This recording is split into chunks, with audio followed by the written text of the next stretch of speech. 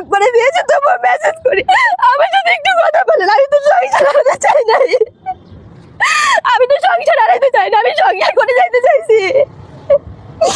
উনি টাকা পয়সা নিয়েছে, আমার কোনো দুঃখ নেই, আমার সাথে সংসার করুক, আমার সাথে সারা জীবন থাকুক। আমি তো দিছি, আমি না দিলে তো নিতে পারে নাই। উনি আমার কাছে চাইছে, সেই উদ্দেশ্যে আমি টাকা দিছি, জ্ঞানও দিছি, সংসার করার উদ্দেশ্যে দিছি, দুজনে একসাথে থাকবো, সেদিন তবে ভালো থাকবো, এই জন্যই তো টাকাগুলো দিছি।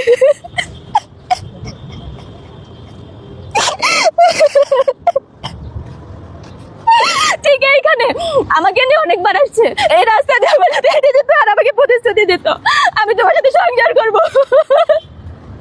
তাহলে উনিগুলো সব জেনে বসে মিথ্যা কথা বলছে আমার সাথে, দিনের পর দিন আমার ধোকা দিয়ে গেছে, আমার বুঝতে দেয় না, আর আমি বিশ্বাস করে গেছি। আমি এখনো চাই উনি আমার সাথে এসে বলুক আমি যা করছি ভুল করছি, আমি তোমার সাথে সংসার করবো।